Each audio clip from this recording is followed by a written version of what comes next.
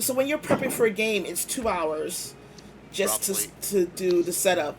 Yeah, So roughly. how long do you? I mean, you've been doing this game for 43 years, but how much prep do you do going into each session? It's almost like combining that with streaming. It's like three jobs, right? Mm-hmm. Streaming, real life work, and that. So, uh, I have, I don't know, 30 of these, 20 or 30 Mm-hmm. different folders with all my notes in each adventuring group Oh and wow. each area. Yeah, I'm not a digital guy, right? With just a previous adventure on it, Mm-hmm. and all. But the thing is, I can reference back off that to what happened with that group, and so I don't know, 6 hours maybe Six for a prep, full prep on a hours. full adventure. But think about that. That's not too bad when if you're homebrewing a game in Right. Greyhawk. That's not too bad. That That's counts the teardown and everything. right. Okay, so you're And counting your teardown. Well, yeah, and the stream setup too. Yeah. this is like a full on production for you. Uh, So obviously you No, have. This is not a full time job for you. no, You more of an obviously have a hobby. day job. Yeah. So how do you find the time between your day job and doing this and streaming? You just make the time, right? You got to prioritize what's in your life. Family's very important. Mm-hmm. I have a 13-year-old son, so it's very important too. Oh, that age. And yeah, he's great. And just prep work. You got to find the time, whether I'm going late into the night or, you know, I'm doing it as soon as I get home. I have a Right. flexible. Fortunately, I have a flexible work schedule with my job. So, Oh wow. Okay. Cool. Very yeah. cool.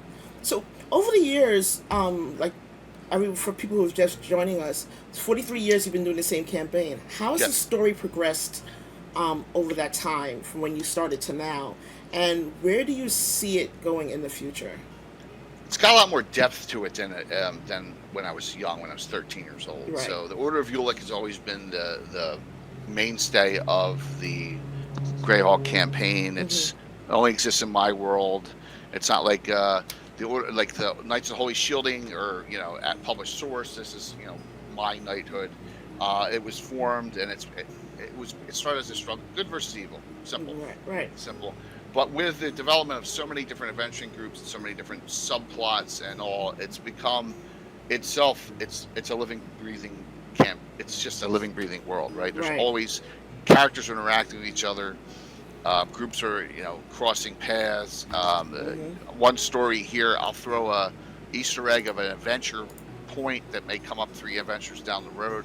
I run plot arcs that run to between 20 and 25 years long, Mm-hmm. Mm-hmm. right?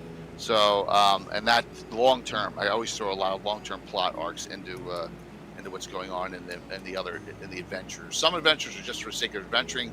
Some adventures are for the sake of a certain campaign plot arc. Gotcha. Gotcha. Yeah. So where do you see it going from here? Like, it's been a long time and the story's still progressing. I watch it. I make sure I Thank continue you. to watch it. Where Thank do you. you see it going into the future?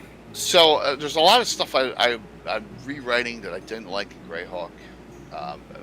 Greyhawk's not a perfect world, but Hmm. it's uh, the thing that I'm not sure where it may go.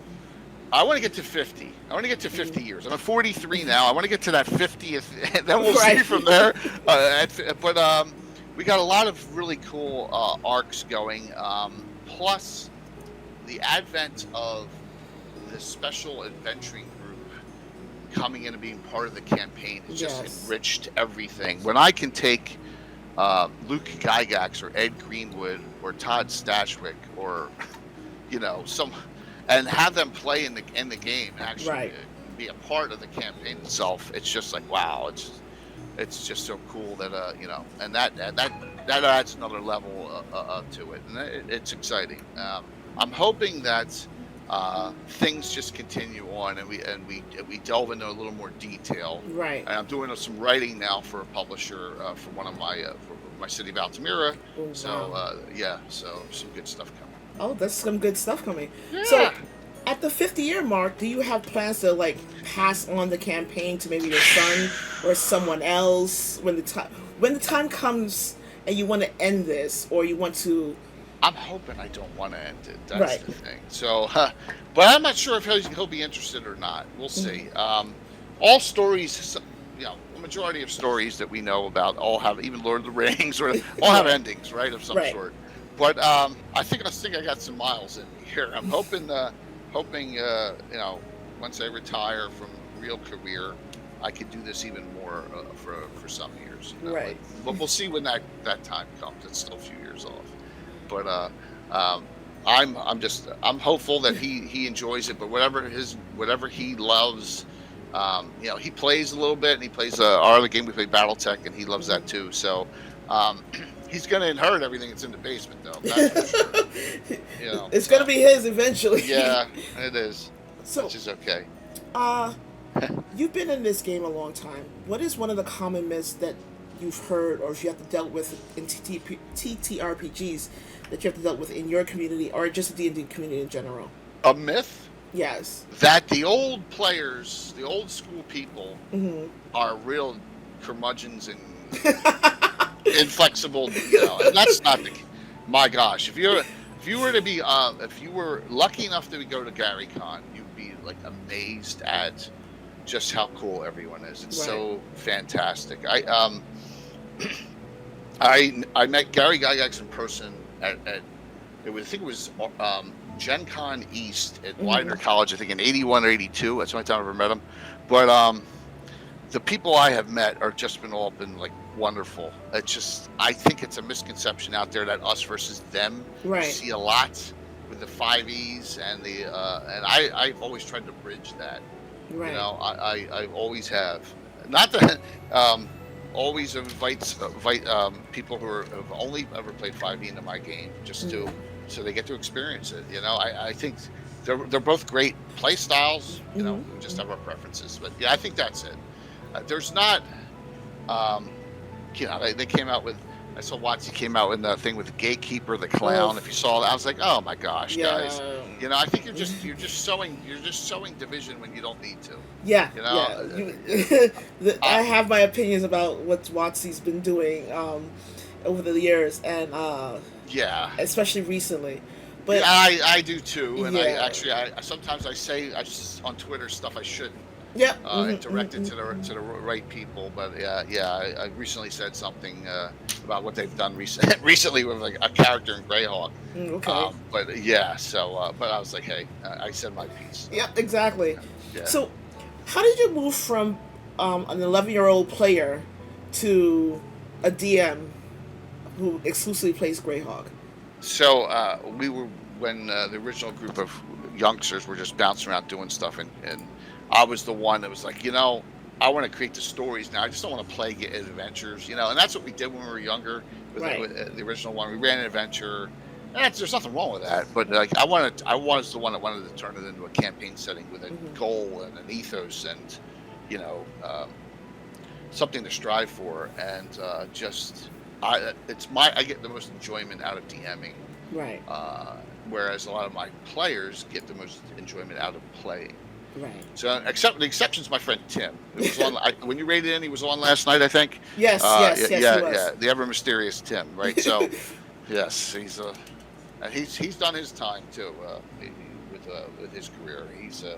But he has a campaign that I play in once in a blue moon, and it's from Judges Guild, the Wilder Land. It's a Wilder Lands campaign, which goes Hmm. back to the '70s, from City State Invincible Overlord. And I have two characters in that, so I will get to play when Tim DMs that, right? Okay. So yeah, there is, but it's not in my Greyhawk. Like Tim has multiple characters in my Greyhawk campaign, Hmm. but when he DMs that, I look forward to playing. Is he But going to for be? the most part, Are you guys be streaming that? yeah, we streamed it absolutely. Awesome. We stream it, and it's more not on. Sometimes it's on my tabletop, but a lot of times it's remote in Hmm. via Fantasy Grounds. We'll do it that way with the maps just depending on the setup. We have not run that one in a while though, but Tim has DMs a lot on my channel. It's usually in the mornings on a Saturday. He'll come and he has his group of Rovers of the Barrens, the barbarian setting in Greyhawk. He does that for a lot of the community people. So he is the only other person who really DMs on my channel. Oh wow. So Okay. yeah. Everyone else just a player. Yep. Oh, Yep. so you know obviously the 2E system, specific Greyhawk, like it's second nature to you. Did that come naturally from just something that you looked at it and you just instantly took to it, or did that develop over the years? That developed. Okay.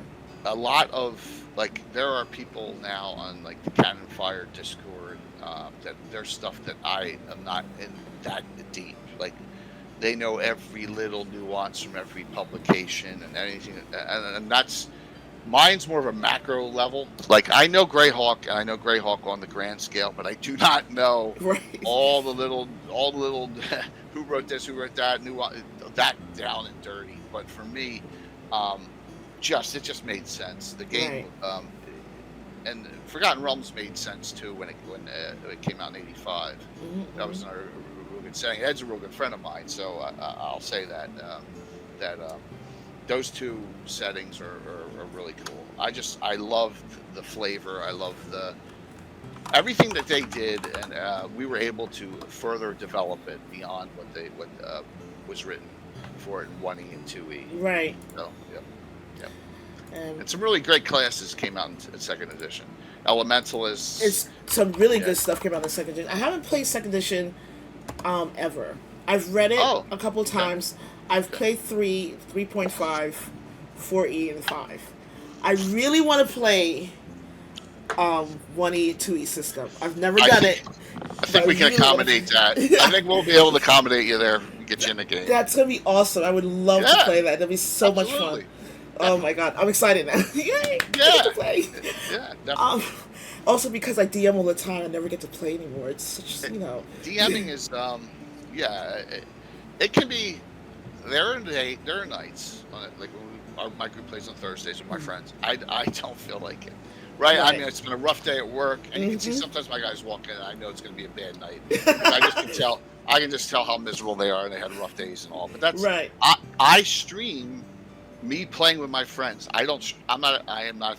You notice we're not super theatrical, Right. but we play the normal game that everyone else is playing at home. Right? Sitting around a table playing with your friends. That's what I stream. Right. That's exactly what it is. Yeah. So when did you start, speaking of streaming, when did you start streaming? Like when did you decide to venture into the land of Twitch? This is a funny story, or Okay. maybe it's not, and maybe it shows my OCD here. So in late 2017, Hmm. and you guys have all seen it, I know you have, because every 6 months to a year it comes back out somewhere. Popular Mechanics brings out this longest D&D campaign ... ever. Yes. Yes. Yes. Yes. The Robert Wardall video, the guy from Canada, right? Yeah. Hmm. And I'm thinking to myself, and this is going on, as it's being played, it's 2017, like October. I'm like, I got this guy by 2 full years, right? Right. At the time he was 36 and I was 38. Right. Yeah. And then before, I know. I'm just, yeah. So, and then, then it shows up on Wired, it shows up on CNN. Every, 6 months to a year, this video shows up somewhere. Right. I'm like, actually, my good friend Anna Meyer, when she first met me, she thought I was that guy. She thought I was him. It's like, oh, I thought you were the guy from the video. I'm like, no, Anna. Yeah, it was kind of that's the running joke. But so I said to myself, well, he doesn't stream it, and I see that there's a lot of this going on Twitch, and I could do that. I mean, we got the perfect setup. Hmm. Everyone is this, and I'm not besmirching anyone here.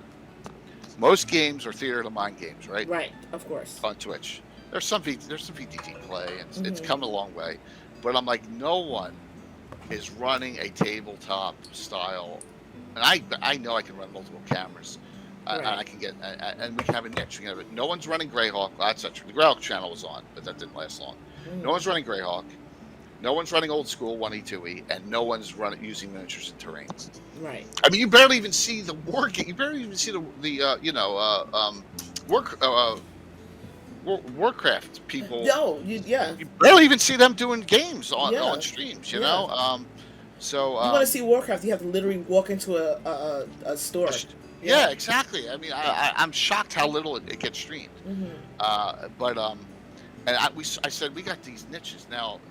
So in 2018, we just had our 5-year anniversary of streaming. So it was beginning of May 2018.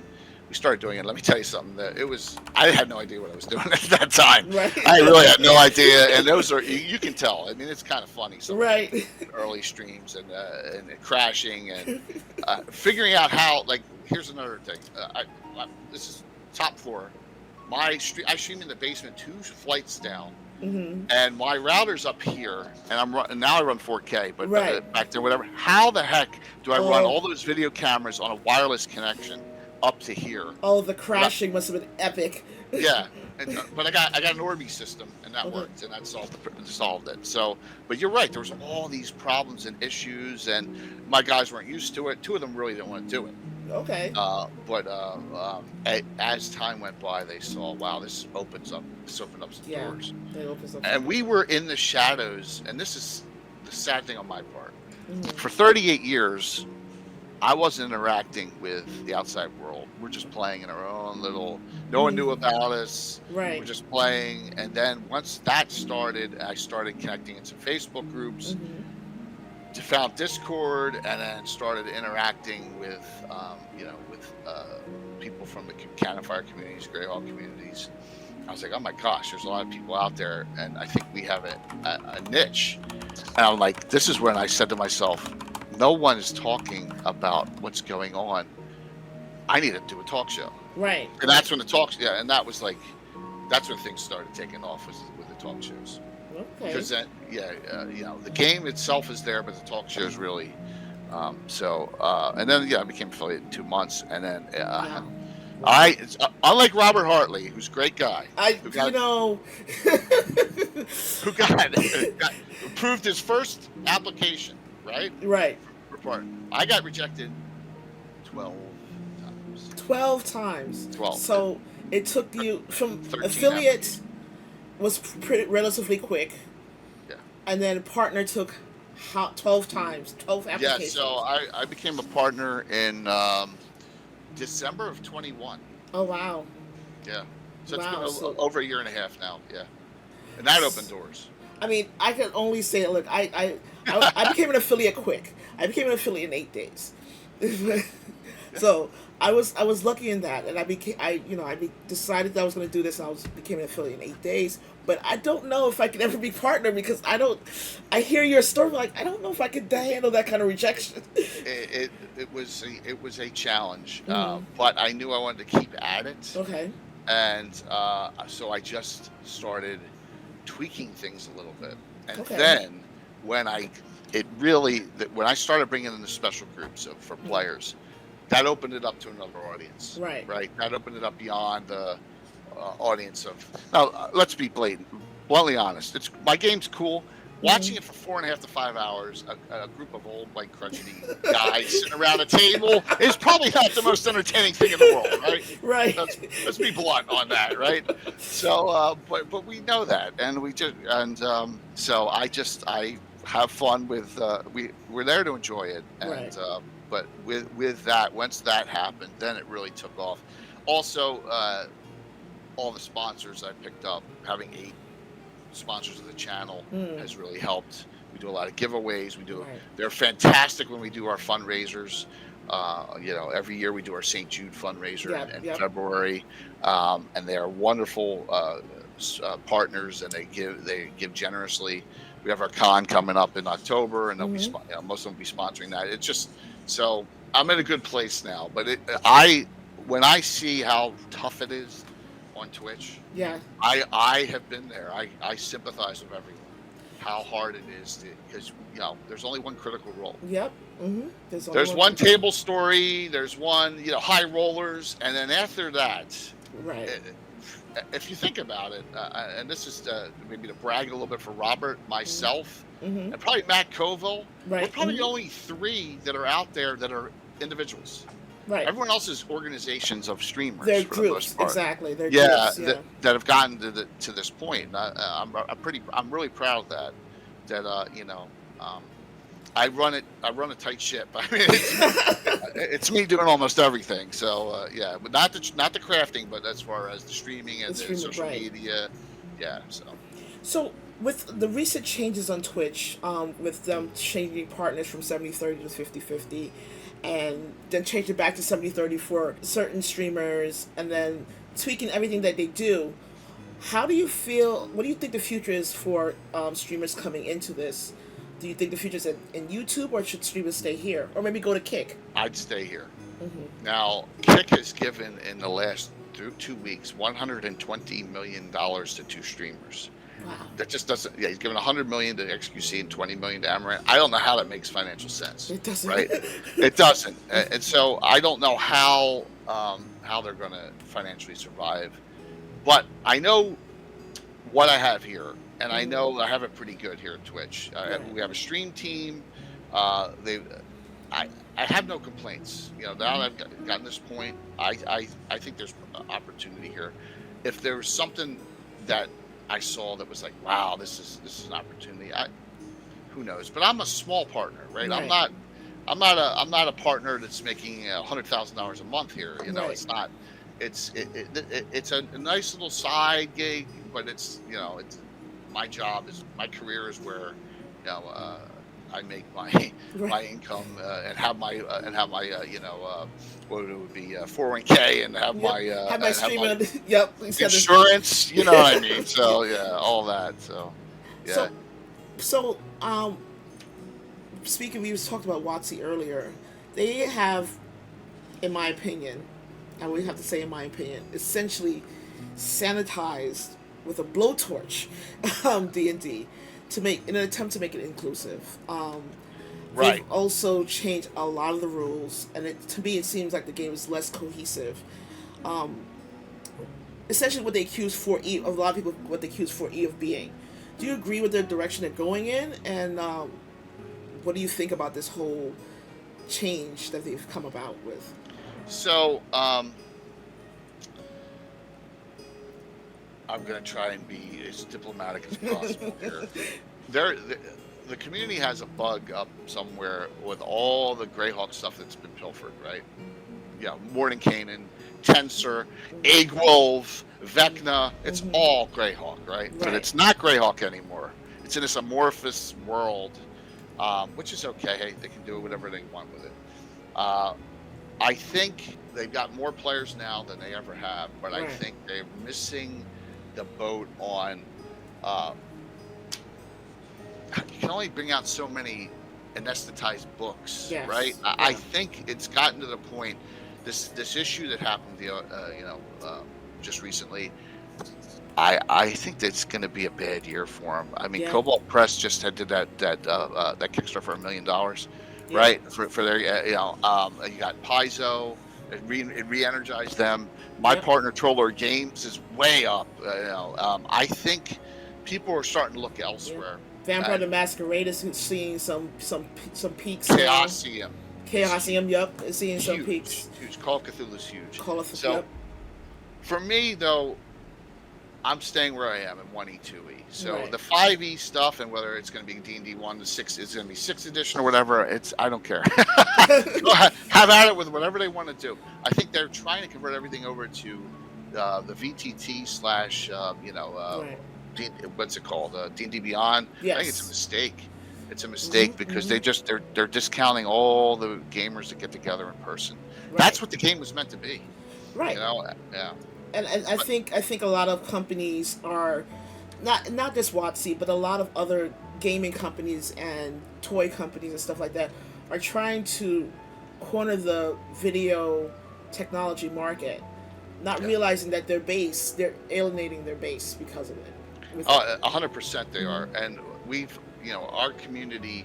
I make sure that I abide by that fan content policy, right? And so does my good friend Anna Meyer and everyone else. We abide by that fan content policy. That doesn't, but they could change that in a drop of a hat if they so desired to. Right. I think it would be even more a mistake. So I don't think it's going to happen. But nothing is permanent, right? It's just they can. But I think they made some major missteps lately. I would look. Let's just say some of us in the Grail community have reached out to powers that be there and said, "What the hell are you doing? Do you want to be successful?" I don't think myself and that community though is their target anymore. Yeah, I right. just don't think it is, and that's okay. Right. I've told everyone there we don't need them. Well, We don't. right, Yeah, and that your community obviously doesn't. yeah, But then you have people who do this for a living. I have a website where I will come and I professionally dungeon master for people, and Robert does it as well, and there's other yep. streamers that do it, and them doing this alienates people who have been doing this for a living, or even if partly for a living, and pulls away their customer base. Like I bring in new people all the time just off of my business model, but Absolutely. now with this new model, this new thing that Watsy is doing, it's hard for me to incorporate or even convince people to look at the new stuff. I kind of tell them, look at 5e. It's probably in your best interest. It's easy to learn. Yep. But don't go further than that until you understand, the 5e base, or at least something older. So I'm not sure. If Critical Role jumps off 5e, they're in trouble. Yes, yes, And big there's time. rumors that it's going to happen. Now, a lot of people don't remember Critical Role started on Pathfinder. Well, that's right. Yeah, they Okay, yeah yeah. they started with Pathfinder, then they switched to 5e. But because a lot of and this is a shame too. A lot of the viewers of that think that is a typical D&D game, and Right. it's not. It's not. It's not. It is. It isn't, and that's kind of where I see it. Once again, my niche is Hmm. I'm more of a typical, with the exception of the terrain and the Right. minis. We're more of a typical D&D. We go off on tangents all the time, and I Yeah. tell stupid jokes, and they talk about, we quote, Animal House and Fletch and, and Caddyshack Yep. during the adventure. That just happens. That's what happens in a real game. Right. Right. Yeah. And it's kind of hard because um, a lot of times I want to eventually branch out into allowing my customers to have the option that once I run their game, I can stream their game live on my channel. Yeah. But if they're interested in the new system, I don't know if that'll happen because I'm not interested in the new system at all. Right. It just seems wrong. With what you know about what they've been doing and your opinion about it, if you were in charge of WotC, where would you have taken the direction? So what they did, if anyone uses Fantasy Grounds, they have a D&D Classic whole downloads and that my friend Mike is Celestian GC on Twitch and Discord. He did a lot of writing for it. He coded it all, and it's actually old school 182e right in Fantasy Grounds, and it's a licensed. So my direction would have been, hey, 5e's great. Let's move in the direction of 5e, but let's have D&D Classic as well, and that would be a way. Right. You'd make the Forgotten Realms and Greyhawk people, and people bring out back the games like Birthright and Dark Sun. That's what I would have done. I kept Critical Role and all those on the 5e spectrum, or Forgotten Realms kind of goes through all of them, right? So Right. Right. but that's what I would have done. I would have created a classic division. Um, Now maybe that's just because I do what I do, but that's what I would have done. So yeah. So you've become really good at multitasking. I've watched your streams, and I have watched you on this clearly doing something on your phone, typing away on your computer, DMing. I've watched you do it all at the same time. How did you become good at doing that multitasking part of the stream? I guess my personality and all. I've from day one. Maybe I'm too much of a control freak, Hmm. but I think that I want it done a certain way. You're The right. best person to have it done that way is me, for Exactly. the most part. Because with Twitch and with anything else, you're one stupid comment someone makes away from getting banned, right? Yes. Yes. And it would be it could be an ultimate disaster. And so that's why I really like watch who I allow to DM on my channel or come on. I vet the guests ahead of time, Yep. Yep. those kind of things. But as far as multitasking goes, it's just, my mods are great and they cover a lot, and we don't get a lot of harassment, Right. which is I know some people, I really feel for them, but so we, maybe because we have an older crowd for the most part, but it's just, it's in my I guess in my persona that I can do that. I'm good at multitasking. Right. But as I get older, I don't know. We'll see. We'll see if the brain holds out. That's the most important thing. So far, so good. So yeah, but I appreciate that. Yeah, look, it's very impressive. Like I've watched it, and I'm like, he's doing a million and one things and still keeping track of what is going on. It's actually pretty impressive. Well, Um, thank you. what are your main challenges as a very public DMs? Whether you're going to a con, you're here on Twitch, or you're a guest star on someone else's channel. What are your main challenges being a very public figure in this Uh, world? I want to be to be bluntly honest. I will tell it like it is. So if Mm, there's, I've I will go to uncomfortable topics too. right. I have no problem with it. I'm one person with one set of opinions, and there's room for civility in the world, no Right. matter where. Seriously, I want people to know that we're enjoying ourselves, and that's the love of the game can bring a little break from reality. Right. That's the main thing. I want to relay that to people that wow, this game can bring you some joy, and it's a reason to keep your friends together. Right. Exactly. So of us Exactly. going out to the bar, right? Every night we're playing. So think about that, So I mean, nerd the paradise. bar can be boring. So this is much more interesting, Absolutely, creating stories and stuff like that. And, definitely. speaking of creating stories, with all the multitasking that you do, how do you find that balance between prep and knowledge and actually sometimes maybe wing it? Do you wing it sometimes, or are you just coming Yes. fully prepped? Oh yeah. Well, 80% to 85% to 90% is prepped. But I sometimes in my notebook I'll be like, you know what? I'm gonna change it up here. No one needs to know, right? Slightly. Right. So off this page, this was adventure number 997, for example, and there may be something in here I don't use, or something I get to, or something I throw in, Hmm. and that's the thing with a DM is that's a DM license to do that. Right. So, it's yeah, mythical. That's great. You're absolutely right. They took off. I could tell tons of stories on that. Oh my Uh, gosh.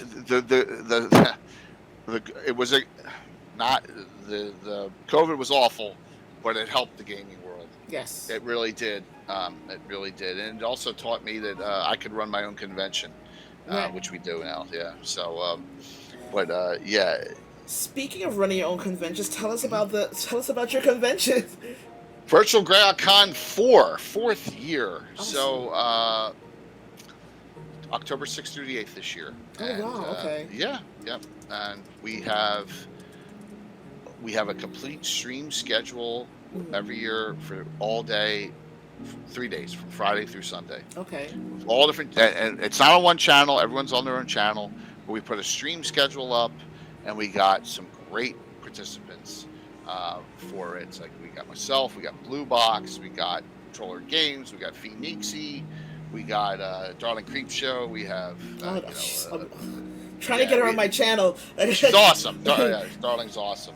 And we have Guild Superior. We got a whole bunch of and just so we have that, and in addition to which people can sign up for those events too. But we'll have on tabletop events. We'll Mhm. have another 60 events. Wow. Hopefully, we'll go 75 this year. From Greyhawk Reborn, which is which does all sorts of 5e Greyhawk content. Troller Games will have them. Goodman has some stuff. Mhm. So yeah, and it's a great community event, and there's a nominal. It's a $5 fee just because we got to cover the cost of the Of tabletop event course. site. Of That's it. course. It's a community con. It's not for profit. I'm not out here to make a profit. I'm here to get the community together with this convention, and this is our 4th year. So That's um, amazing. yeah. Would you ever? I mean, it's the fourth year doing it. Obviously, it's fully streamed. Would you ever go live to a full convention hall type of thing? I don't think so. I think the cost is so prohibitive for Mm. travel. I have people like, for example, we have people playing from Sweden, Denmark, and Right. Germany, and Armin streams the overnights, and he's in New Zealand. Hmm. Yeah, I don't know how that would. It would be different. It would be a Right. different. Uh, Now, Blue Box does his own in every beginning of June every year, but it's not. I don't think we cost effectively. I don't think we'd be able to get the people together. I think this way for this is the way to do it, to get everyone together virtually. and enjoy it that way. Now I love going to cons. Of Uh, course. I love Gary Con's my favorite by far. Hmm. And there's a couple others, but that's that next year's 50th anniversary D&D, and I already got my badge for it. They already opened up the special badges, so I just Oh, got it last nice. week. Oh yeah, Oh man, yep. I have so many. I have to I have to start like going through stuff that I need to do this year. But if someone wants to apply to be on the panel for your con, how would they do that? So as far as streaming an event or just DMing or playing or Or just there's like something like whatever, whether it's streaming for an event, DMing, playing, yeah. interviewing other people, whatever. How do they apply? All right. So if they can reach out to me, but let me put if you're okay with me putting this link up. Absolutely. Sign up start Friday for Hmm. registration and putting in your own events to DM. Right. So if you wanted to DM something and use your own Zoom or use our Discord or use your Zoom and roll 20 or use your Zoom, you can do that Right. right off. And just will approve the events just like we would at any other con if it was in person. So yeah, and that'll be that is it. Tabletop events. It's a great site. It works really well. And look, we got some nice artwork this year. If you scroll down there, Yeah. Dan Smith did that. We Oh, try that's and really cool. thank you. That's And amazing. we have some merchandise. We even there will be T-shirts available of that too. So it's but when the pandemic hit and Gary Con got canceled Hmm. in 2020, and I helped put together the virtual part of that in like a week and a half. It was crazy how much, and I streamed like 7 events that time, including Stefan Picorni's game. Just Oh, out of, wow. they asked me to do it, and it was a 7-hour game, and I figured out how to do it. Right. And Adam Meyer and I got together, and we're like, you know what? We can do our own con. If this is put together, why don't? And I was like, yeah, let's do it in a month. I'm like, no. This is a March and April. No, let's find a time that makes sense. Yes. First Yes. weekend, first week in October made the most sense. There wasn't anything going on. Hmm. It's before Gamehole Con. It's after Gen Con. It just seemed to be the perfect time. Right. Was that first October, and we've held it there for the 4 years. So It's yeah, also a great alternative for people who can't get to the bigger cons like New York Comic Con or absolutely. PAX or something like. And it's $5. Yeah, That's it's it. $5. That's, You know. that's it. That's it. I just need you to sign up on there, and then you can sign up for whatever games you want. And there's some really cool. We're gonna have some unbelievable legends DMing this year. Some events, and I'm really excited about it. So, I um, can't wait. yeah, So absolutely. It's gonna be a fun time. Definitely, you should definitely sign up for stuff. If you want to DM something, please do. I Absolutely. always, you know what's so funny? I could easily go to someone's house or an event, or if I'm doing a corporate game, no problem, very little nerves, not an issue. The minute I have to DM on stream, I'm terrified. It's the weirdest Yeah, but juxtaposition.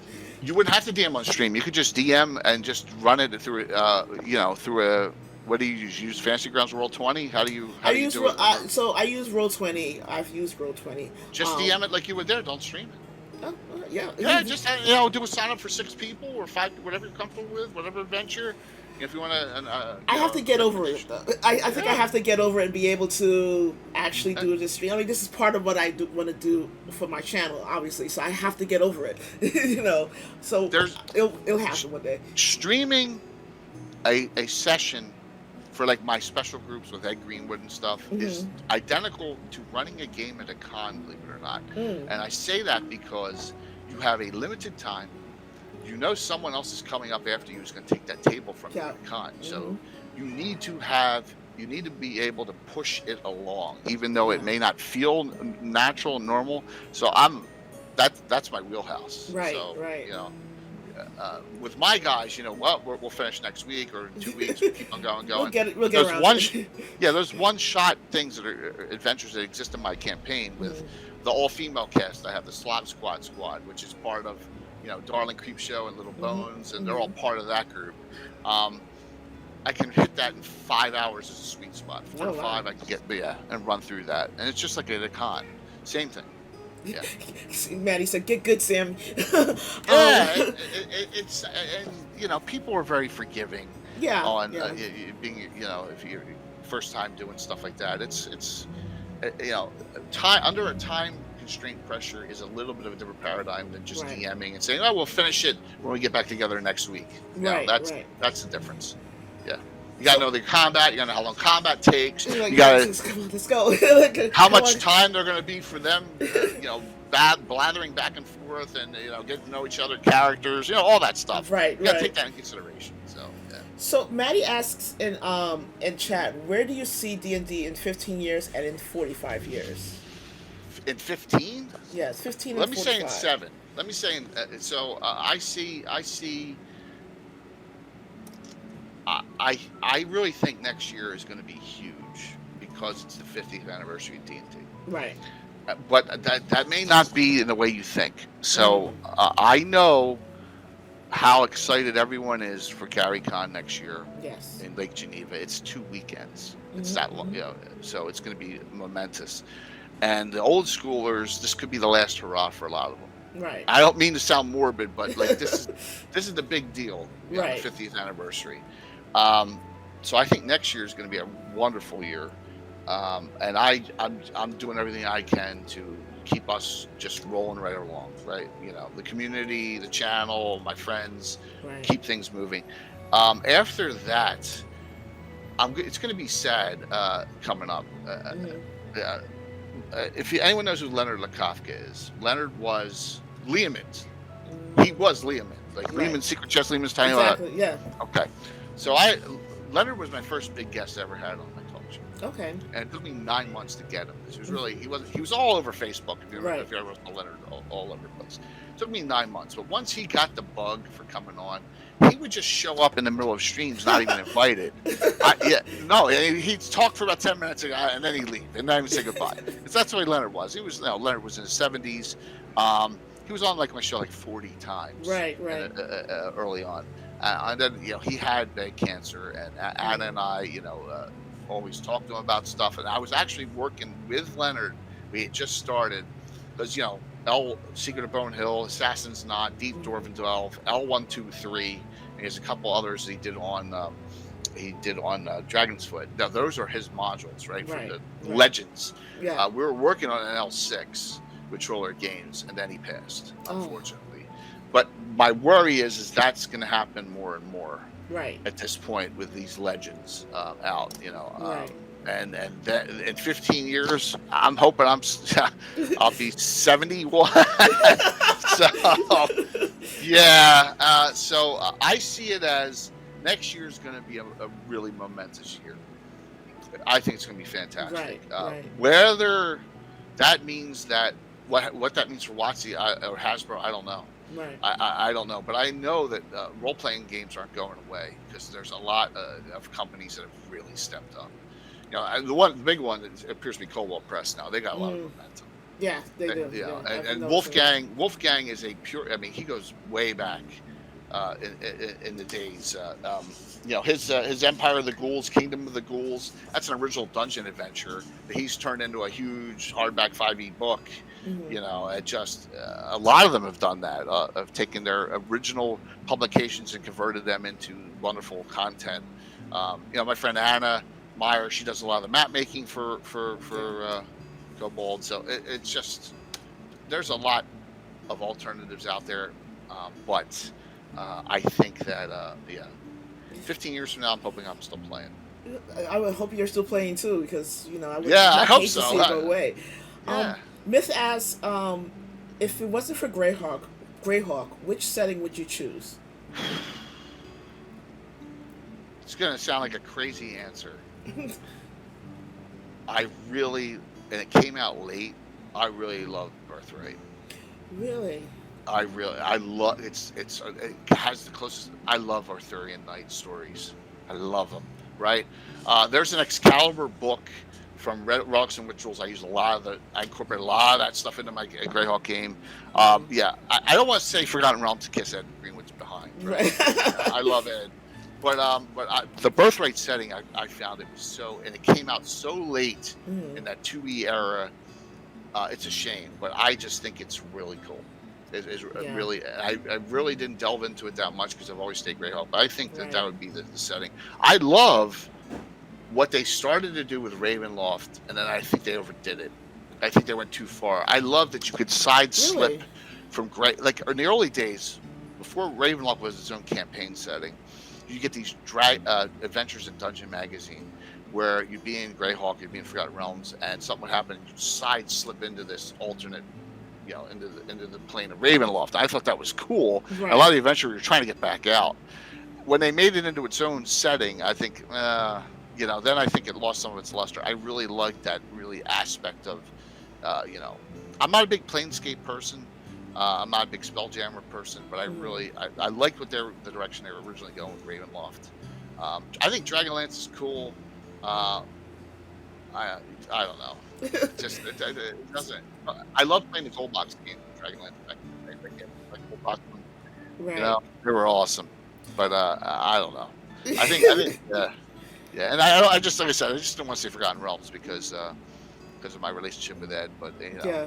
I it, get it it. think about that the movie came out and Mhm. Chris Pine is wearing a Harper symbol in that adventure in that movie and Ed created that. It just boggles my mind. And it boggles my mind that Ed plays in my game. The Right. guy who created that, I just it's that's like as a kid I would have never thought something like that would That have would happened. happen, right? It's to see No. that on the big screen. Um, Yeah. what is the most important life lesson you've learned from gaming? Patience. Mm. And Okay. understanding other viewpoints. Right. Um, and let me tell you something. I had some blow-ups live on stream. Really? Oh yeah, I had my one friend stormed out one time. Oh yeah, Oh wow. oh yeah, we've had it.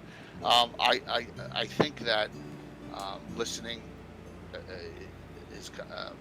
I was really, I think, more of a real hard ass when I first years ago. Hmm. I think I've gotten a little more flexible in my old age, but I think that listening and people interaction has been what I've learned the most. That it's not hard to take other people's thoughts and viewpoints into Hmm. consideration. Hmm. I don't want to. I'm sorry if I'm going to go too far. No, Without not at all. having a green and red card on the table, Right. I don't need that. I Someone who has an issue, just come to me and say, "Hey, Right. that is. I want you to talk to me Right. about it. That's what I want. I want the interaction that way." And haven't had those issues Hmm. because I always before I have people DMing playing my games, I talk to them ahead of time. I'm like, look, if there's something about you, just talk to me about it. Right. Right. Yeah, yeah. Um, in your opinion, if someone wanted to do what you were doing on Twitch, or just wanted to do professional DMing, similar to Robert Hartley, or similar to what I do on my website, what trait or strength would that person need to work in the industry and be successful? Number one is persistence Mm, because it ain't going to come overnight, right. right? I know that for a fact. So, Sure as uh, that. yeah. Robert's in a good position because Robert, Viva La Dirt League is like they got millions of subscribers, so, Right. and he can supplement. You and I, we have our real life careers, and Yep. then we do this as a beloved hobby. And I would Hmm. say to everyone, do not quit your job Right. to do this. I would say ever. I mean, but then there's exceptions. But I would say this: if you keep this, you'll enjoy yourself more, and you'll get more out of it, and Right. your players will sense that the monetary aspect's not a need in the game. Hmm. For you to make it more by them. They're like, oh my god, he really loves what he does. Or she's great, and wonderful in the interaction here, and I don't get a sense that it's all about the me paying the $20. Right. That's yeah, and you have to really know that it's just like any professional sport. Right. There is a 1/10 of 1%, Hmm. and I may be at the 1% mark, but I ain't at the 1/10 of Well, 1% mark right. in Exactly. this. Exactly. So that and we're not video game streamers, so Right. we're not making that money out Right. there on Kick or Twitch or wherever else. But uh, do it because you love to do it, Mm-hmm. and then do it and be very conscientious that you need balance in your life, and you also need to have income and life insurance and Mm-hmm. health insurance and all the other stuff that goes along with existing in today's society. Yeah. Unfortunately, so. Especially here in New York City or in Oh East yeah, Coast in America, like, I, and then you're not in the States, I you live in have New to have that Jersey. job. Yeah. Exactly. Yeah, so yeah, So it's absolutely. it's not one of those things like I can't just drop my job that I've had for 19 years to say I'm going to do this professionally. It'd be great if I could make It would this. It'd be it would awesome. be great. First of all, if I did it, my wife would throw me out of the house. Yeah, I don't have that. I don't have that problem with a spouse. I don't have a husband, but I think my mother and my family would probably look at me kind of crazy, and probably have me committed. So um, for someone who has decided that they've been playing D&D for a while, what advice would you give someone starting out to DM? Start small. Right. Don't like. And I tell this all the time to those that get involved in Greyhawk, and a lot of them don't Mm. do this. They're like, I need this book, I need this, I need this, I need to know Right. about the entire world. I'm like, no, you don't. You don't. You don't. You need to know Yeah. about the adventure you're running and maybe a little bit of the surrounding area. That's all you Yes, need sir. to know. A And then few little niche rules. That's it.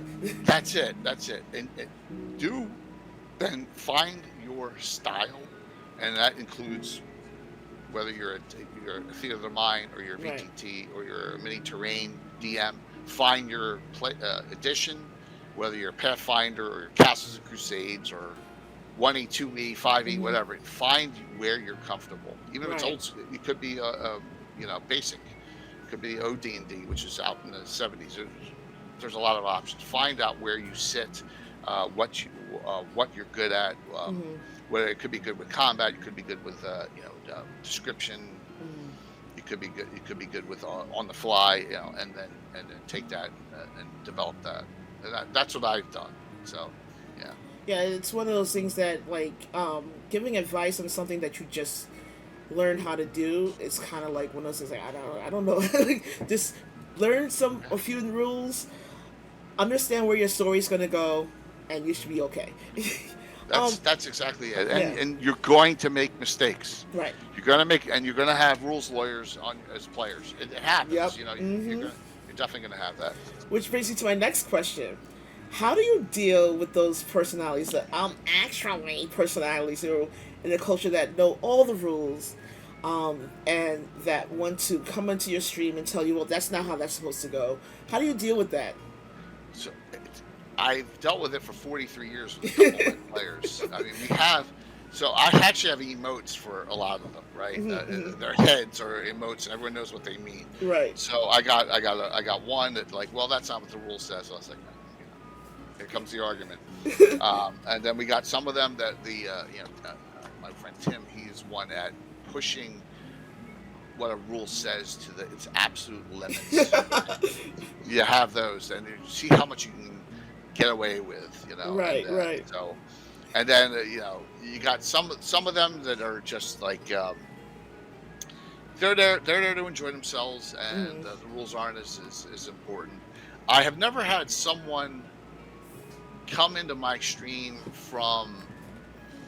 in chat actually say, why do you do that the way you do it? I've had Right. people say, what edition are you using, and can you tell me a little bit more about it? But I haven't had someone say, well, you shouldn't do it that way. Not yet. Not In yet. 5 years. No, I haven't. I've been fortunate. So, but I've had some 5 years not get the way we do combat, not to get the way that in 5th edition you can move it. This boggled my mind. Mhm. Sorry, how you can move, attack, and then move away from an encounter. I don't. That doesn't happen in old school, right? Really? Movement is your action in old school. That's the main difference between Really? like 5th edition. Yeah, 1E2, yeah. I didn't Yeah. know that. Okay, so See? in 1E, so in order to move toward whatever I'm moving toward, it has to be an action. Right. So we have combat's not static. So we have where within 10 feet, I allow the motion of it's happening, right? Mhm. People are fighting, moving all over the place.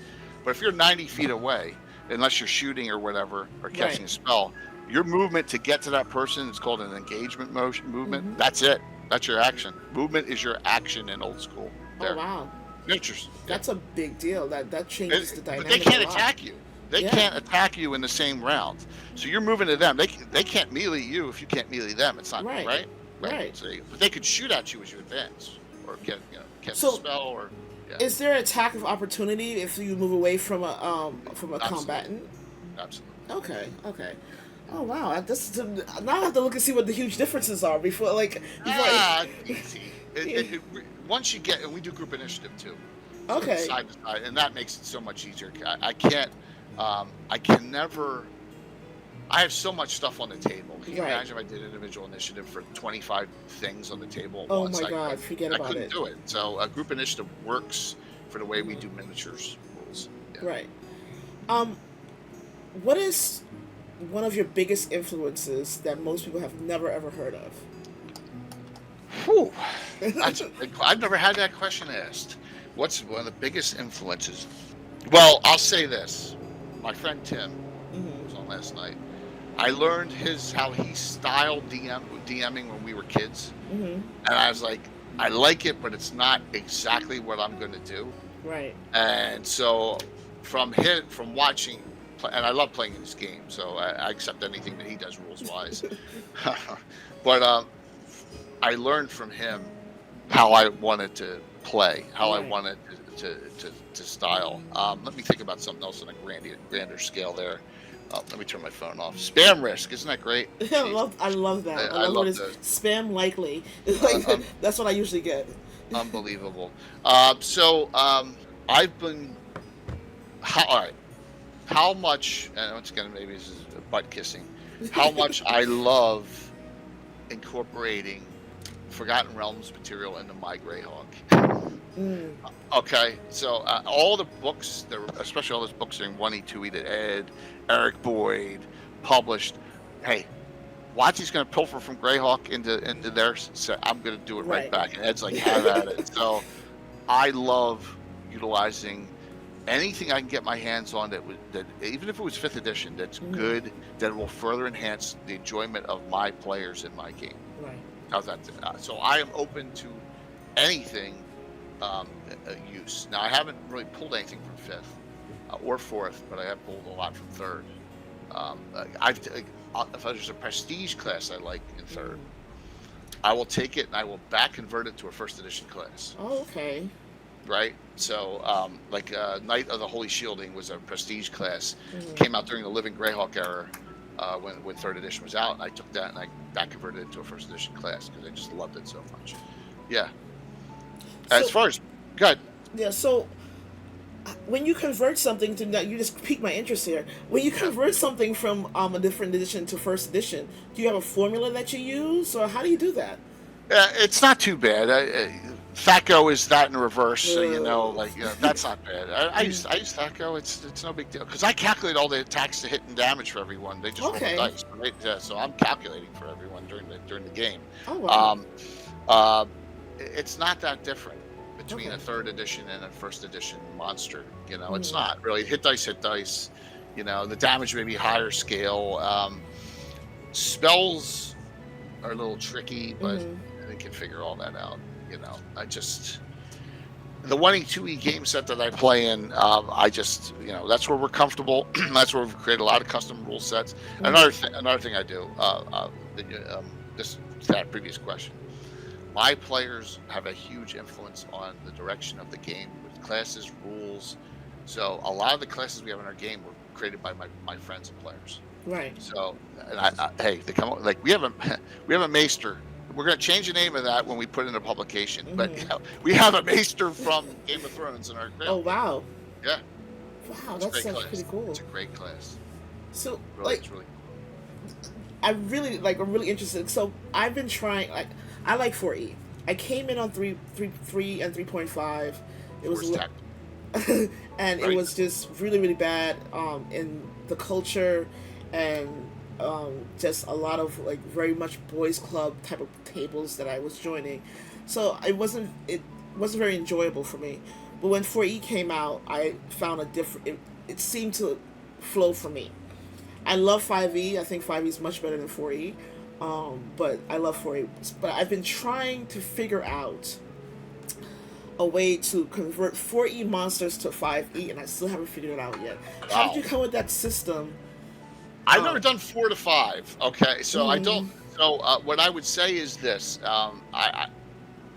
And this is a running joke too. You'll hear me say this on talk mm, shows a lot, or just on my own channel. right, I don't know what a challenge rating is. There was never challenge ratings in 1E, 2E, right, but I know what a hill giant does. I know what a red dragon, an ancient red dragon, can do. I know right. what a beholder can do, and so in Mm-hmm, my head, I know where that challenge rating should be of that creature, and mm-hmm, so I can take that and then say you take a whatever it is in 4th edition, some kind of monster that has these special abilities, and I can slide it right where it needs to be, based on right. what these old school edition creatures have. 3rd edition converting back was not a problem at all, I and, have to figure it and out. a lot of it, sword and sorcery had had an old school and a Pathfinder edition of something, Right, so they had both, right? And a lot of companies are getting away from doing that, right. where they did a first edition, a Pathfinder, and a 5th edition publication of everything. But that, just 5 years ago, that was a big thing. So yeah, I'm still trying to figure out. So we have a question that's in the activity feed, yeah, as well as a question in chat. okay, So cool, let's go with the activity feed first. I'm going to get right sure. to you right after Maddie. Um, Count Von Boden asks, have either of you tried a classless system by developing characters gaining skills, con- not confined to one class? Good question. This is the question. No, but I know Pathfinder 2nd edition's that. Mm-hmm. And my friend Anna Meyer's done it a lot, and she really um, likes doing it that way. For me, the class is big in Yeah. Greyhawk. Yeah. It is a big deal. The Paladin, the Mm-hmm. Ranger, Mm-hmm. the Spellcasters, the Necromancer. The multi-class options, all the specialty classes, the Duelist, Archers.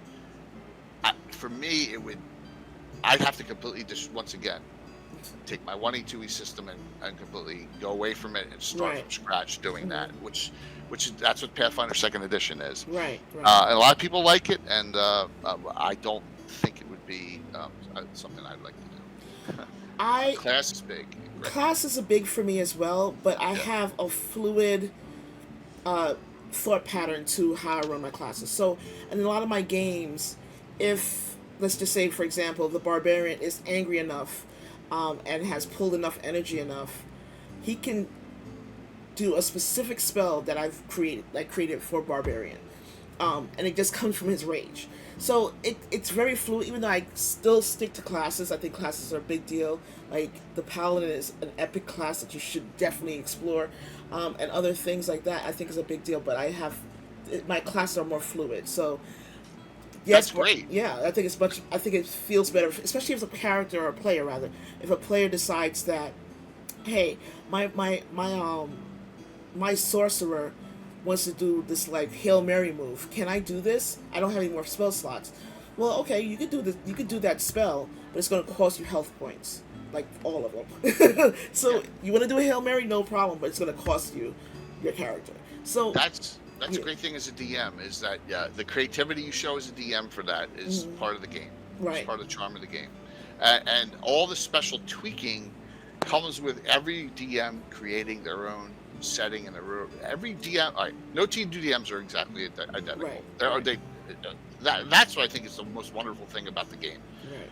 Every DM is different, and creating those little custom, spell effects for a Hmm. barbarian, or we've created stance styles in fighter where you got a sword and shield style fighter, a two weapon fighting style of fighter, two handed like with halberd Yeah, style of fighter, in all in 1st edition. And that's where you take the creativity yeah, of yourself as a DM, and you take it in and apply it to your rule set, whatever which rule set you're using. right. Definitely. So Maddie asks, what's the most frustrated you've ever gotten DMing, and what would you do differently? And would you have gotten as frustrated now, given your experience and age? Probably not, but back in the day, we had a lot of big, we've had, so I'm trying to think of how many. This is actually more of a funny story. I had one physical altercation during a game. It Really? wasn't with me. It wasn't with me. But yeah, we had one player go after another one. Yeah, I'm gonna say it was 87 or 88 that happened. Yeah, knowing that there's all sorts of, you get a bunch of guys in a room together. We had very few female players back in the early Mm-hmm. 80s, right? Now we have a ton of them, and it's great. Right. It's so wonderful now. What used to get me was the taking a rule and pushing it to its limit. Yeah. Like in old school, there was this thing called an arrow of direction, Mm-hmm. right? You'd ask a question, you'd throw it, and it would point, right? So Right. where's this? Where's that? Well, one guy kept, 12, 15 times, and he throw it. I'm like, oh, it hit a rock and snapped, right? And that was right. I was like, enough of that. Enough of that. There are magic items I won't give out now. Right. Right. Because of those abuse things back in the day. But I've gotten a little, that was in my 20s. Yeah. Now in my 50s, I think I'm a little more calm. I also bail out players a lot more than I used to. Yeah. I Mm-hmm. do. We have a critical hit table, which is devastating. Right. With those critical hits and fumbles. We also have great interactivity with the audience, because they can apply hero points. With cheers, and they can apply them to die rolls and turn fumbles into non-fumbles and into critical hits and everything. Mm-hmm. Last Saturday, when in Ed Greenwood's group, I had the female Slav squats and 2 drink minimum, both playing an adventure together. 7 characters total, so it was a mix of both parties. Right. And I had a basilisk trap where 3 of them charged, and it was a Drider. She was the antithesis. She had a basilisk pet, came around and gazed. They had Eric Menge's halfling character got turned stone. Right, he failed his save. He rolled a 2. Right. So I said, here's the one get out of jail free. Everyone has to give me 2 special hero points so he makes a saving throw. And the party did it. Now, in the old days, I would have never done that. I would have never, but it's part of the charm of streaming. Right. Yeah. Right. You want to make it fun for the audience. You want to make it fun for the players and all. So that in the old days, I would have never done something like that. Right. So yeah, I've gotten soft in my old age. So For me, it's been the frustrating thing for me, and it's been a lot of tables, is that a lot of players want to, they're with their friends, so in character they have a tendency to stall, and it drives me bonkers because I'm like, this is a 3-hour game, people. Like, I need you to move. Like, I need you to come on. no, you're dead on right. I'm like this. I'm counting down 10, 9, 8. Making a decision. Yeah. Right. No, Right. you're dead on that. I do that a lot less with my special players. Give them leeway, but my guys. Another thing, for example, so I allow special players to spell point almost mage spells. Mm-hmm. So like, say they have 4 firsts, and this is old school, 4 firsts, 2 seconds, 1/3 Mm-hmm. spells slots that they can memorize as a 5th level mage, for example. Right. My players have to pre-take those spells. Oh wow. Okay. Because they know how to. They've been playing with me for 40 years. My special players, and you'll see this if you on Saturday morning, mage. They can cast any of the ones out of their book 4 firsts 4 times. I make it easy on them. Right. Right. So I kind of have gotten really soft in my and the way I do things with spellcasters with newer players.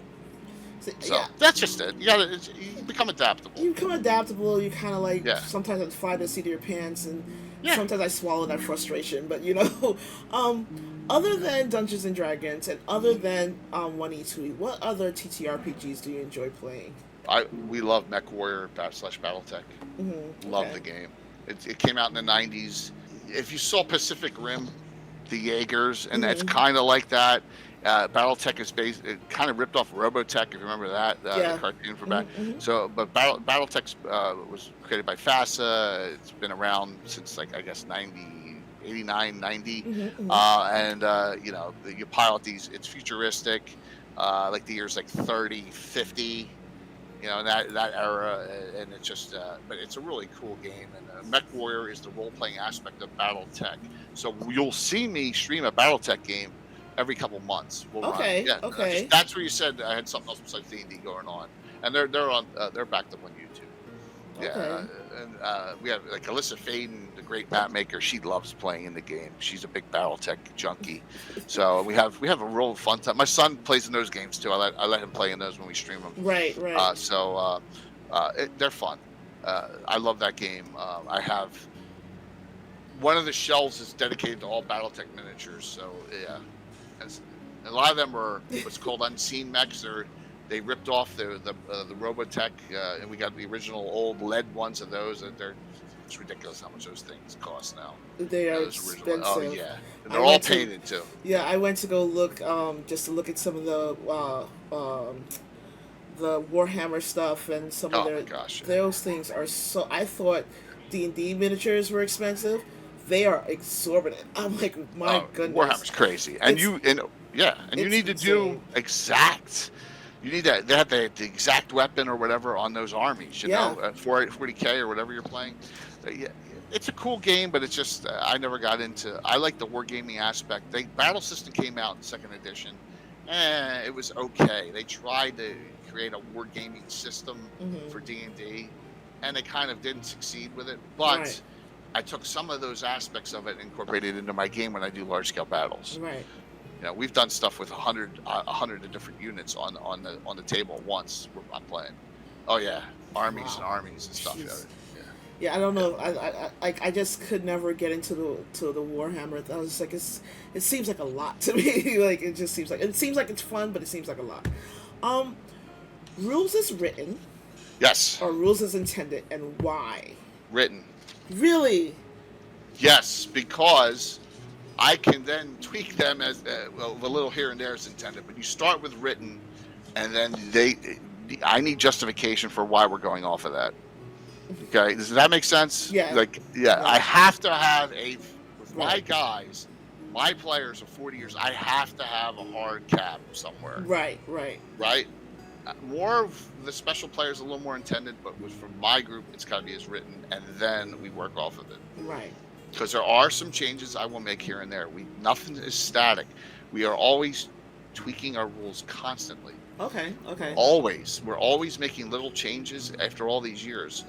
I just made a change to the way bards are done. If you remember the old school first edition bard, you had to go up to 7 levels of fighter, then 8 levels of thief before you can even become a bard. I vaguely remember something about that. Like I remember it was like very very specific, and I vaguely remember something like that. It creates super powerful characters, but the way it's set, the bard starts getting hit points at first, and I'm like, with dual classing, it should be a surpass. We were getting bard characters with 155, 160 hit points. It was just too much. I kind of made that change recently. We've always changing the way we do critical hits. We're always changing the way, we just little tweaks. Right. There may be a spell that we change the area effect on. I pull spells off the Great Net spell book, if you remember that from the 2000s all the time. Constantly tweaking those, adding spells into the game, adding a class, adding a specialty priest. It's constant.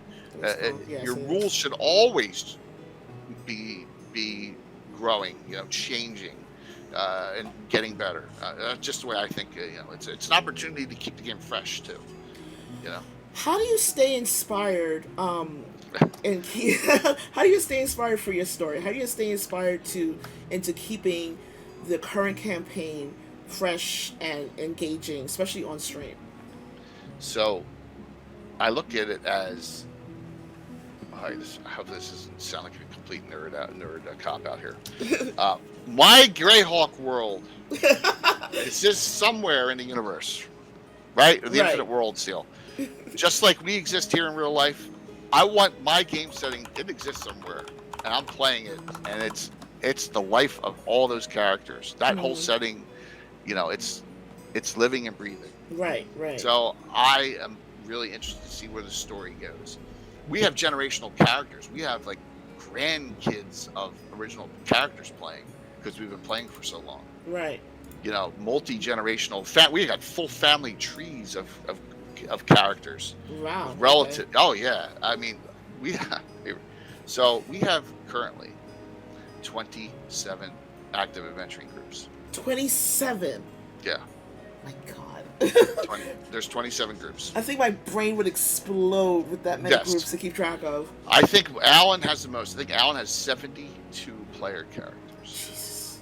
Yeah, we have roughly 2,500 PCs and NPCs in the game. What?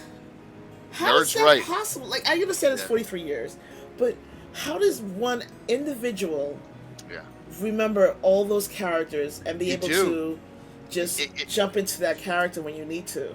You just the great thing is somehow it's just like riding a bike, I guess. There's stories behind all of them, Right. right? There's little great quirks and great things, and remember when this happened, and remember when this happened in Temple of Elemental Evil, or remember when this Right. happened in Ghost Tower Remembraness, or yeah, just um, and I always say, and this is the funny thing, like it always happens, but every 2 years it appears roughly. Mm-hmm. Mm-hmm. I'm like, we're gonna do a new group of firsts, start up a new group of characters, come up with your ideas. This is it. I'm not doing another group. And that happens every like 2 years. So every 2 years, you're like, okay, this is the Roughly. last group we're doing. It's the last new group of firsts we're doing. And then Right? that's it. And then And I two come up years with a later, new idea, yeah, and then it comes up again. And then think about all the, like every time, and no one. I try and make it that no one does a one shot and their character gets tossed. okay, Every character that I have was someone who comes in as a special guest. okay, The character now exists in the campaign. really, I'll give you an example. Everyone's seen Picard, mm-hmm, Star mm-hmm. Trek Picard. Todd Stashwick, my good friend Todd Stashwick, what a great person. He has Morton Didif. He has a multi-class fighter mage, Okay. half elven from Selene, Mm-hmm. and he is working and doing stuff in the campaign. Mm-hmm. And he's a cousin of Luke Gygax's character Eliador, Mm-hmm. the son of Melf, Oh, Melf wow. Sassanaro, right? Okay, yep. If you don't know, Melf was created by Luke when he was a kid. Elf, male elf, Melf. That's how the game. That's how Right. the game, right? So I have now. They are interacting with each other, and it may only be once a year that they get in a game. Like in the last fundraiser, Eliador came and Eric Mona played and Ed Greenwood played. But those characters, Eric Mona's the best. Venerian Port, what an unbelievable role player he is. He's fantastic. And he runs Paizo. Right. Right. So, but those characters are not part of the campaign. I don't throw away anything. Right. I don't care if you play once. I still have those characters, and they're still gonna. The number one thing I think that a mistake that DMs make is these adventure. They're not campaigns; they're adventure paths. All right, I'm going to semantics. Right. A campaign is a setting. You run an adventure path, Storm King's Thunder, whatever, whichever one you run, and then you run it and do it, and then those characters are done. Right. What wasted opportunity. Take those characters and utilize them in your campaign somehow. Utilize them as hiring other characters, or this one's a mayor of a city now, or this one's nephew is adventuring, whatever. Right, right. That grows your campaign. I mean, that's kind of like the charm of it. Yeah. It really definitely is. That's why I get inspired. I get inspired by that. Just like I want to see where I can take this. And now that I have someone interested in publishing some of it, tell us outside about of Greyhawk. So Really? so we're taking. Well, I can't. We don't own the rights to it. Oh, right? yes. My free city of Altamira is going and get placed in a World of Air, which is Controller Games, and hopefully we'll have it out sometime next year. And it'll be my full city. Yep. That'll be awesome. I can't wait. I'm actually pretty excited to hear about that. So, if you could DM for anyone, dead or alive, real or fiction, who would it be? You ready? Yeah. My hero as a child was Captain Kirk, William Shatner. Oh, of course. I'd love to DM for Shatner, because I already DM for Luke Gygax and, Right, exactly. and Ed Greenwood, and yes. So- Some people in the community, though, I have never, I've DM'd for some big names, but I haven't. I'd love to DM for Matt Mercer, just to get him an old school. Really? Hey, look, this is what you're missing. Yeah, I'm sure. Chris Lindsay, some of them from the. I'd love to DM for them, but as far as like the biggest, I'm trying. By the way, I'm going to show my age here. I'm working on trying to DM for Jay and Silent Bob right now. So because they're from Jersey, yeah. I'd love to. Yes. I would love to yeah. see or be in that game. Yeah. Jason Mewes, they'll be all. Jason Mewes plays once in a blue moon on his Twitch channel. They do a D&D game. So, yeah. Manny says he feels like you would love to DM for Mark Hamill. Hamill would be awesome too. Yeah. That would be awesome too. I'd love to DM for Mark Hamill. Oh my God. I Mark, love the DM for Chris Pine too. Now that he's played in, he's played Kirk and he's been in the D&D movie. So yeah, you know what? Honestly, oh my gosh! Now that you open up like this whole thing, if you, I would love to see either see or be in that game with Silent Bob. that would be awesome, It would wouldn't it? be so Yeah, cool if I could yeah. just sit next to them, or Kevin Smith and be Jason Mewes would be Kevin awesome. Smith and just be sit next to them and be. Bruce Campbell too. Oh I'd my love to God, that'd Bruce be Campbell. amazing. That would be Yeah, amazing. Um, yeah. and Manny says you need to stream that. Uh, uh, uh, I anytime I have an opportunity, Knox. Mhm. So like, this is where GaryCon is nerd paradise. Yes. So at GaryCon this year, you had Todd Stashwick, you Mhm. had Vince Vaughn, Yep. you had Joe Manganiello, and a bunch of other actors and writers and Mhm. producers. It is like a who's who of the nerd paradise world there, as Right. far as Right. it's just so awesome. They're just hanging out playing, Yeah. it's just so fantastic. Funny is like my next couple of projects is to get a bunch of panels, and doing this type of setting, interviewing, um, in different cons. I just want to like spread this whole thing out, but I would like just to um, see Gary Con this last time around. Everyone seemed so happy. Like it was such a Absolutely. happy, just like a sigh of relief. Like I get to be around the people who like to do the things I do. Oh, it's You so know, wonderful. it was so much fun. I Um, know North Texas Con's like that way too. North Texas is small and it does that. And mhm. Gamehole Con, I hear, has got that charm too. Okay, okay. Those are good. I'm a little bit done with PAXs. I'm just like, they're large and it's just like there's a They're lot going on huge. there. They're huge. Yeah, it's just It's I think PAX, New York Comic Con, and all the big ones are good for exposure of the brand. yeah, So I wouldn't give up on them only because I would want to expand my brand. But for enjoyment for myself, the smaller ones are always better. They're oh always. yeah, But Blurred Con is amazing. Um, Gary Con is another one. There's so many different groups. There's a Long Island con that happens in the summertime. Brooklyn Con is pretty cool. Like all there's the one small. not far from both of us. It's called Mhm. Epicon. It's up in the Lehigh Valley. Oh really? They do that twice a year. Yeah, it comes up. It's actually 2 weeks after Virtual GradCon this year, so I might do that one this year. Oh, It's in Bethlehem. okay. So I'll look yeah, that one up. Definitely look that yeah, one up. So I might yeah. go to that. Yeah, I haven't been to Absolutely. one in a The couple of Grok weeks. Reborn people recommended it to me. They go there every 6 months. It's twice a Okay. year. Yep. That would be fun. That sounds like a lot of fun. Maybe I'll do that. That'd be fun. Yeah. um, well, let's rephrase that. Maybe I'll do that after nationals. We'll do after nationals. So, I also do stuff with karate. So we're going Oh, awesome. to nationals in Virginia this year, for the first time since 2019. So, and we'll Very see cool. what happens. We have 12 competitors this time. That's So, great. outside of D&D Mhm. and TTRPGs, what other things and games do you do to pass the time? Play a little chess. I'm Okay. not that good, but I do not. I'm not like Queen's Gambit or I'm not. My son and I play.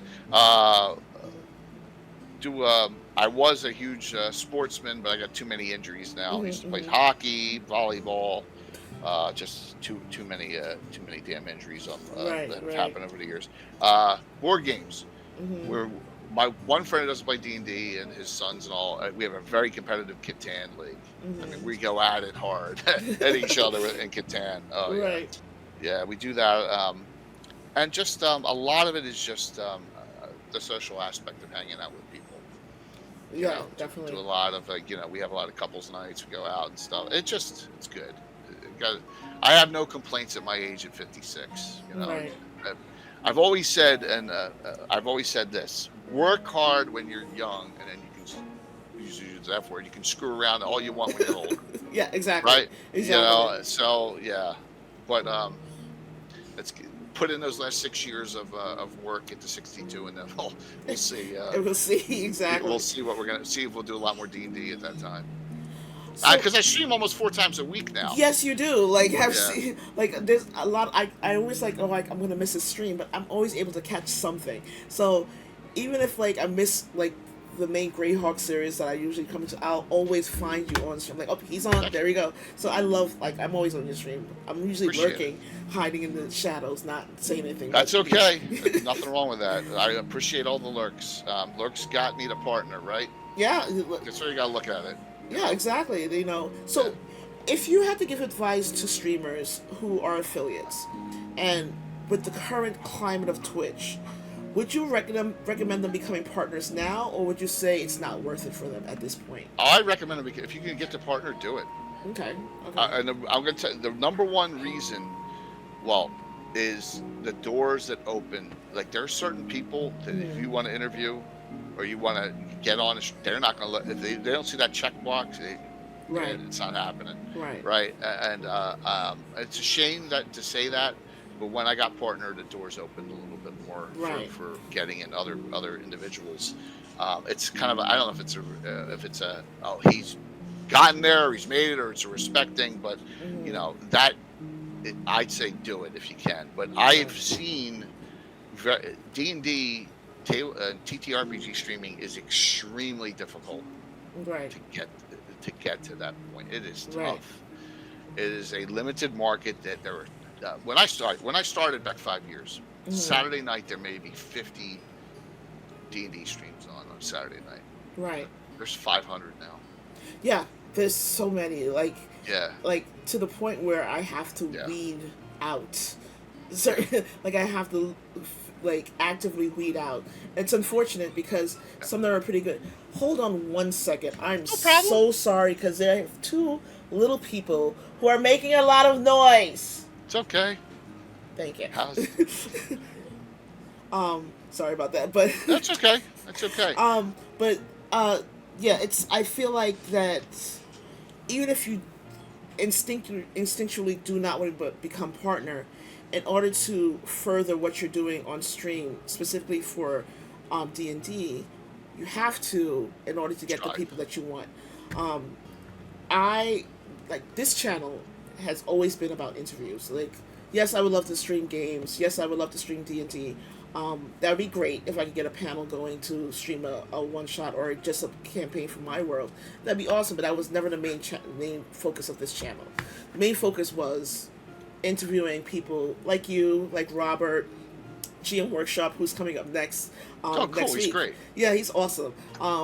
Neo Soul got another really good GM on here. That was always been the goal, and I feel like now it's like, okay, it looks like I'm about to become partner, which is going to take a while, but looks like I'm going to have to become partner in order to, push this platform. But for people in D&D in the gaming world, is it worth it for them to become partners if all they're doing is this hobby? Okay. Yes, it is.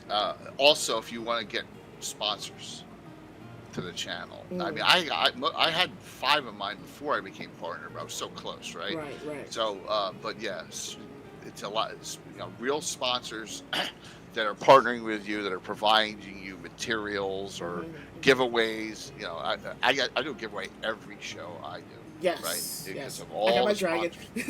yeah. It's just part of having great partners. Right. But yeah, I'd say it's worth it but I know no one since I've become partner I've seen in the community has gotten there.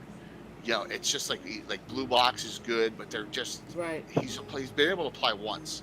The 75 viewer average is tough. And I always tell everyone less is more. Don't stream video games if you're a D&D streamer. Don't do it. It's going to bring your viewer average down. Do what you do and supplement it, and less is more in some instances. Streaming like 3 times a week or twice a week over 5 times a week is actually better. Okay. Get to that viewer average. If you have an audience, the audience you want is the audience that comes back, but how many people are able to watch 5 times a week? Very few. Right. So what about, you say don't stream video games, but what about D&D based video games like Baldur's Gate or to some extent Diablo? I would still say, and if you are a partner and you can then do it afterwards just for the fun of it, and it doesn't matter if your viewer average goes down from it, but I think from everyone I've seen, I had a couple channels that were WoW gamers and D&Ders. I told them, dump the WoW. You're not Asmund Gold. Right, You're not having 5,000 viewers. right. Um, do what you need to do and run at that. You need to get to yeah. Hey, well, Maddie, good question. I think I do that pretty well with our. I have a entire Greyhawk community, right? Right. I have the Greyhawk Creatives stream team. We try and all coordinate, and these cons and these fundraisers. Hmm. That's how we do it. That's how we try and coordinate. But what was I saying before that? I'm sorry, I just went off on a She's being tangent there. snarky. Yeah. So look, my chat and my followers we've had this conversation before where um I and they disagree with me heavily in this, that I do not believe that I am a D&D streamer per se. I don't believe that I'm part of that community as it stands now. So I'm not. I don't stream like you do. I don't stream like Robert Hartley does. I'm definitely not Critical Role. Right. um, um, but I think I'm on the fringe of it in that my focus has been D&D and interviewing people who are the D&D community. Um, I would take that leap and stream a game. okay. I really would. I think that's a key to bringing in others that are interested in the game itself. Right. That's my opinion. Which and just looking at the numbers, if you do not get in that top 10 Hmm. of D&D streamers, on Twitch, you're not getting random follow people coming in. Right. Right. Right, you're not getting those that are oh, what's this, and clicking. So you want to be around 30 viewer average. Right. That's Right. where you want to get. Once you get to 30, then you get those outside people that what's this all about, and they click on you. Right. Right. That seems to be like where I've seen it at is, and then from 30, then you can jump up from there. Right. At least that's how it was with the way it went with me and some of the other channels. It just seemed to have gone with the other channels. So what I found interesting is that, which was odd, is that I got the people who've reached out to me have been podcast people, and I guess for all intents and purposes, I fall into a weird podcast niche. But Which is nothing wrong with that. but there's nothing wrong with it, and I'm No. okay with that. Right. And I actually want to push the interview style that I'm doing, Right. but I think that I just don't talk to people who do D&D. I speak to people who are filmmakers. I've spoken to a filmmaker a couple weeks ago on this channel. Had a great interview with him. So my goal is to get everybody, not just from D&D, but from all aspects of the fantasy and gaming world. So that's been the goal always. So for me, I guess That could work. being partner would be a good idea, but I don't like for someone who's just gaming. I think it would be 10 times harder for them. Well, I'll give you an example for me. When I do a lot of interviews. I am huge into the crafting community. Right. So I'm outside. That's outside of D&D. But a lot of them do D&D stuff, but they may be doing Warhammer or whatever. Right. But that crafting community is another niche and that comes from all my 3D print companies and Mhm. Reaper Miniatures sponsoring me and all that, right? So that adds in another aspect of beyond the D&Ders. Now they may happen to play D&D, but they're painters. Right. Or they're actual sculptors, or Mhm. all different sorts. So you have to branch out into other communities, Right. to Right. be successful on Twitch. And another thing is, there's a difference between the live streamers. Like Viva La Dirt League is not a live streaming No. show; Right. it is a production.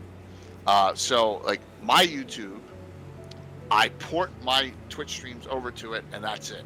Yes. I don't do anything to them, right? So I don't care. YouTube is where I store vids. After 90 days, they go off on Twitch, right? Right. Right. So, whereas the YouTube world may be where you want to be with these, because then you can Yeah. post edit and do all. So there's a lot of advantages and thoughts that you can definitely take Right. into consideration. Yeah, these guys know that I've been heavily editing stuff for YouTube, trying to get down these 2-hour interviews, which I adore because I love talking to people. And Yeah. talking to you has been really cool tonight. Thank you. But getting it down to an hour, because no one wants to watch 2 hours of an interview on YouTube. You know. I have 5-hour games on YouTube. I put Really? over. Oh yeah, I like the game with Ed Greenwood's on there. It's still on Twitch because it was only a couple weeks ago. But yeah, I port every single stream I do over to YouTube. There's a way of doing Twitch with one press of a button. Yeah. sends it over, and then do a little editing to the title and stuff, and that's it. I don't touch it. Oh, Yep. okay. Maybe I'll do Yeah. that. Yeah. So, but Yep. tell everyone what they can expect from you in the future, from Lordgosumba the brand and from Jay Scott the person. Well, thank you. Published content. More Hmm. published. I have one adventure I've gotten published. Let me see if I don't even if I have it right here. It's called Horror in the Hools. It was Hmm. done as a joint event by myself and Carlos Lysing. Hmm. Here it is. So this is the only one I've ever had published here. There we go. There you go. Horror in the Hools by Carlos Lysing and Oh, myself. nice. Okay. Yeah, Chet Minton did the cover. This is on this is CSL Entertainment. It's Carlos. Hmm. These are all old school OSR modules. So you'll see a lot more published content come out from me. Altamira box set and a lot of stuff will branch out off of that. Continuing to get interviews with some legends of the game coming up and artists. I should have Diesel on shortly. Okay. A couple Okay. of other artists. I had Larry Elmore last year. Hmm. He's kind of retired now. Some names in the industry, and just continue to play and enjoy the game, and to continue the story of my Greyhawk. Participate in more cons too. Right. So that'll be going on. So and continue to branch out and see where things go. Awesome. Just Awesome. keep on going. As Anna Meyer always said, you're much better off going like this, Yes. steady growth instead of going like this, Right. because that's a big drop, Yes. right? Yes. Build That's a your huge, base. yeah. Like if you go straight up, that's Right. a long way down. Like, Build your followers, build Mhm. your base up, Mhm. build all those people that will support you. COVID brought in a lot of people who are just sitting in their house and they're like, what do I do?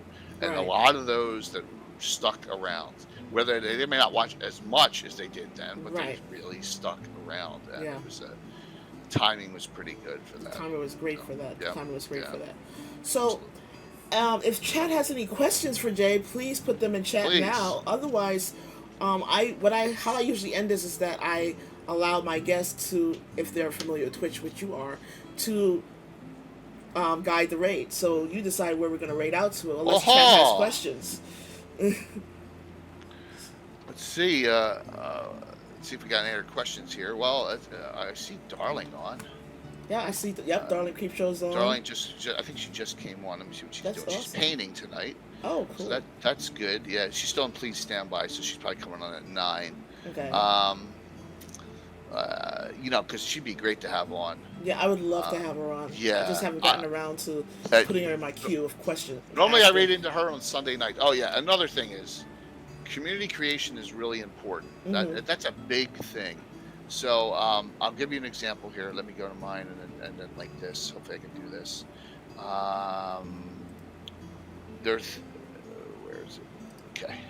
So here is, for example, please. I have a stream team. That's one of the benefits of being a partner. And I'll Right. link this in chat if that's okay. Absolutely. There's our Grail Creative Stream team. You'll see a lot of names there you may be familiar with, and wow. all those. Yeah. Yeah.